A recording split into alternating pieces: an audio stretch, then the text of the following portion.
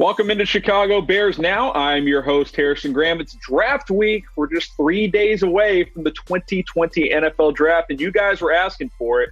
Draft sleepers the Bears can target. So I got 10 players that the Bears could take a look at, and probably on day 3 of the NFL draft in most of these cases. Let's start with offensive players. Anthony Jordyn, a player we've spent some time talking about, the Washington State quarterback.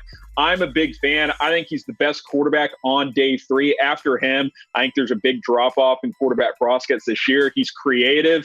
He's a good improvisation quarterback where on broken plays, he makes things happen. At times, he gets reckless with the football. He did throw 16 interceptions this year, but Washington State did sling it a lot. He has a quick release, not the strongest arm, but certainly good enough. I think he can be a backup for a very long time and perhaps even have a Case Keenum type of career where he's a starter at times as well. The numbers at Wazoo, absolutely ridiculous. 5,600 yards, 48 touchdowns. The 16 picks are there. It's a little high, but when you throw it as much as they do in Mike Leach's system, that's a little bit understandable. If you look at the Bears quarterback depth chart, obviously the Nick Foles trade, him and Trubisky are going to be duking things out. I think Nick Foles will end up being the starter. Tyler Bray, he'll be in camp. I don't know if he'll make the roster. I do think drafting a quarterback is still on the table for this team. There's not a long-term answer on the roster. I don't know if Jordyn is that, but he is certainly a draft sleeper the Bears can target. Another sleeper, and this is even more of a project, how about Cole McDonald, the Hawaii quarterback? Good athlete, very strong arm. Unlike Anthony Jordyn, his arm is a lot stronger. The problem with him is he goes into YOLO mode way too often. I watched Hawaii quite a bit because I'm a college football junkie, and they would be the last game on TV most nights because obviously they're way over there, even past the West Coast. He's entertaining as hell, but he makes some throws where you're just like, dude, it makes Jameis Winston look like a good decision maker at times. But production's there, touchdowns are there, interceptions are a little high, but he runs the balls as well. 7 rushing touchdowns last season, almost 400 rushing yards. He improved his accuracy this past season, so he's a player that's on the rise. I think he should have gone back to Hawaii or grad transferred to a better program for his senior year, but he decided to come out instead. So pick a quarterback, type G for Anthony Jordyn, type M for Cole McDonald. Keep in mind, you might be able to get McDonald in round 6 or 7, where Jordyn probably around 4 or round 5 guy. So keep the draft value in mind as well. G for Jordyn, M for McDonald, a couple of quarterbacks I think the Bears could look at later in the NFL draft. By the way, are you guys, do you have notifications turned on? I haven't asked this question for you guys yet, because if you don't, you need to hit that notification bell. I think it's only like 15% of our subscribers here at Bears Now have notification turned on. A lot of you guys probably think, oh, I'm subscribed, I'll always get notified when a video goes up on the channel. That's actually not the case. You have to hit that notification bell right next to the subscribe button. Once you do that, every time we go live or post any video, you're going to get notified on your phone. So make sure you turn on notifications and join the Noti game here on Bears Now. All right, let's keep this video rolling. More draft sleepers. Lynn Bowden Jr., the do-it-all player for Kentucky. He might actually slip into day 2. I think he's got a chance to be a third-round guy. There's just a lot of receivers. Team-first player, a really good player at Kentucky. Had to play quarterback last year because they had multiple injuries at that position. Selflessness is obvious with Bowden.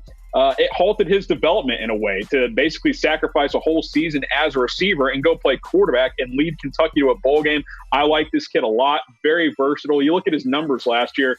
He played quarterback, but it was pretty much just wildcat, but over 400 yards passing, led the SEC in rushing, and then still had some receiving yards as well from when he was playing receiver earlier in the season. 17 total touchdowns, one of the most exciting players in college football. I think he has a chance to be a good NFL receiver, probably a slot with some, kind of Cordero Patterson ability as well, where you can line him at running back, you can do some wildcat stuff. I think he can plug in and compete for that third wide receiver spot as a rookie. Probably a 4th-round guy, but might sneak into the 3rd round. I think Lynn Bowden is one of my favorite players and is certainly a draft sleeper, although I'm not too sure a ton of people are sleeping on him at this point. Who's your favorite draft prospect in 2020? Bowden's one of my guys. I love his selflessness and his just explosive ability at multiple positions. So go ahead. Who is your favorite 2020 draft prospect? Go ahead and let me know down in the comments section. I'm also a big fan of James Proche, the wide receiver out of SMU, insanely productive in college. I think he's a round 5, round 6 guy. Doesn't have great size, doesn't have great speed, but he might have the best hands in this class. That is not an exaggeration. You talk to a lot of experts. He catches everything. I mean, I don't know if he's putting glue on his gloves or whatever, but he is an outstanding catcher of the football, to say the least. Played really well at SMU, even though quarterback play wasn't always great. Look at his career numbers. Over 300 grabs and almost 4,000 yards and 39 touchdowns. Yeah, I'd say that's pretty productive for any college player, much less at a program that doesn't historically have great quarterback play, although the last couple of years it has been better. I like Proche a lot. I think he's a really good option in the 5th or 6th round if the Bears want to draft a wide receiver. Should they draft a receiver? Type Y for yes, type N for no. I think it's almost certainly a yes. It's just a matter of when they want to. I think drafting one in round 2 is an option, depending on who is there. But let me know what you guys think. Type Y for yes, type N for no. Should the Bears draft a wide receiver in this year's draft?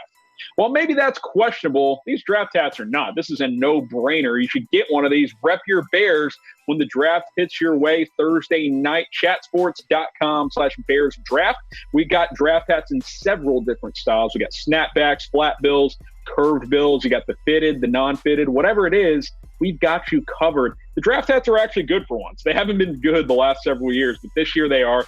Check the comments, check the description for this link, chatsports.com/Bears draft. Go ahead and get yourself a Bears draft hat before the draft on Thursday night.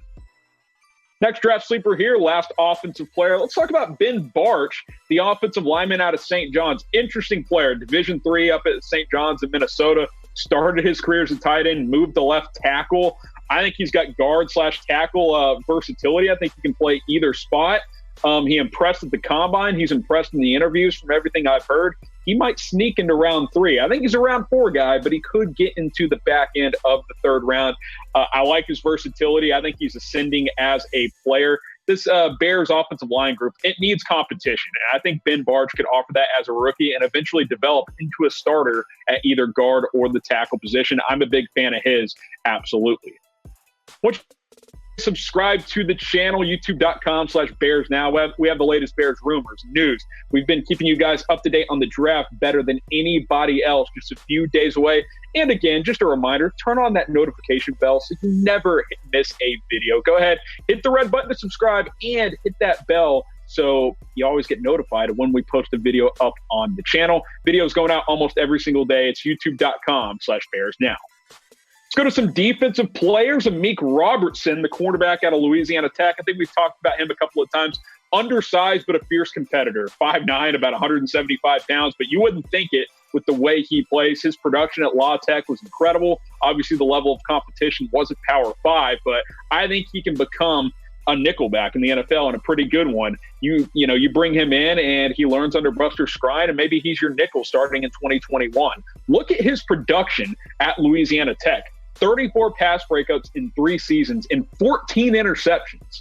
That is pretty impressive for any player at any level. 14 picks in 3 seasons, that's good. And 184 tackles at well. And look at the tackles for loss. Like, he can come after the passer as well. He's good in the run game. I like this kid a lot. If he was 6 foot, he'd be a first-round pick.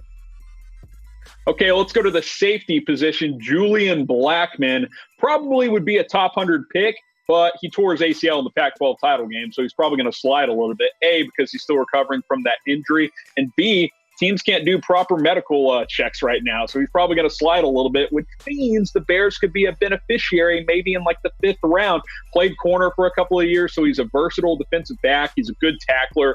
4 picks last season. He was a really big part of that Utah defense that was really good this past season in the Pac-12. I like his game a lot. The ACL is somewhat concerning, but ACL injuries are not what they were 10, 12 years ago. Players recover all the time, and a lot of the time their knees are actually stronger after that first tear. So keep that in mind as well.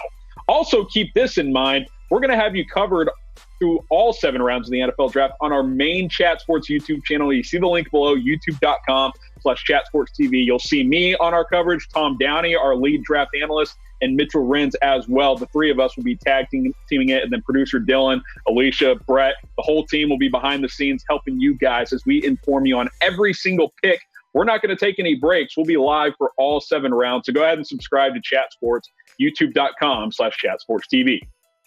Another safety here, Antoine Brooks Jr. out of Maryland. He's a hard-hitting physical safety. He can't cover at all. He's not very good in coverage, but when you have Eddie Jackson, you don't necessarily need your other safety to be, that center fielder type. You can play him in the box. He plays well against the run. He can cover okay in short areas, but he's not super fluid. Man coverage is definitely not his game. Good tackler, though, 85 tackles last year at Maryland. He hits hard. He's good against the run. Maybe he challenges Deion Bush. If nothing else, maybe he's a 3rd or 4th safety with some special teams value. I think he could develop into a strong safety in the NFL. It would probably take a couple of years for that to happen, though. What is a bigger need in the secondary? Is it cornerback? Is it safety? Type CB for corner, type S for safety. I still think it's corner. You need to get a number 2 corner opposite of Kyle Fuller, in my opinion. So I'm typing my CB, but go ahead and cast your votes down below.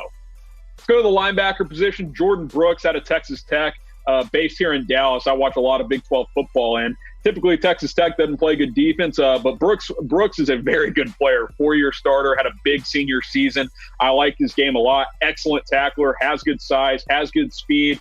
He's not great in coverage. He's much better when he's coming downhill and playing against the run and on underneath routes. When he has to drop back a lot, that is not his specialty, but he's a good tackler. He can blitz at times from the inside position as well. I like him a lot of production at Texas Tech and a lot of playing time in the Big 12. So I think on day 3 for a draft sleeper, Jordyn Brooks is certainly a good option.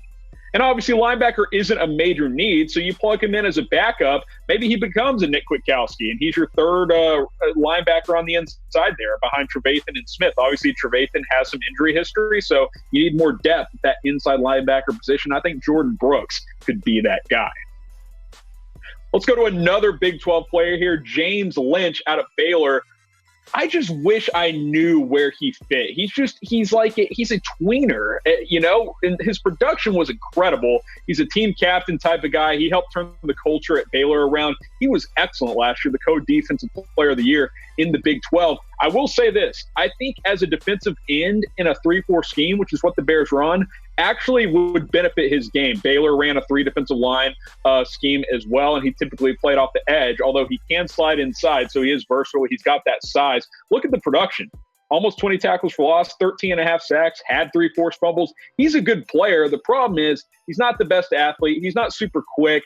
He doesn't look the part, when you just see him standing around, but he just gets the job done. I think he's a big-time sleeper. I think if a team gets him on day 3, you will find an excellent rotation type of player. I think he can rotate inside and out on this defensive line, and I would love to see the Bears take a Baylor Bear. Why not to go from Bears to Bear if you are James Lynch? Who's your favorite sleeper in this year's draft? Lynch is one of my top guys. Keep an eye on him. Remember the name. Favorite sleeper out of everyone in the NFL draft. Go ahead and comment down below. Let me know who your favorite under-the-radar sleeper type of prospect is this year. Lynn Bowden's another one. I mentioned him as well. So go ahead and type your votes. And just to recap, I got 10 of them here. NFL draft sleepers. Here are the offensive players. Anthony Gordon, Cole McDonald, a couple of quarterbacks out of Wazoo and Hawaii. Lynn Bowden Jr., James Proche, a couple of receivers. Ben Barch, the St. John's, versatile offensive lineman. On the defensive side, Amik Robertson out of Louisiana Tech. I love his game. I'd love to see the Bears get him. Julian Blattman, Antoine Brooks Jr., a couple of safeties. Jordyn Brooks, the linebacker out of Texas Tech. James Lynch, the defensive lineman out of Baylor. Guys, 3 days away from the NFL draft, so it's here. So get ready for it.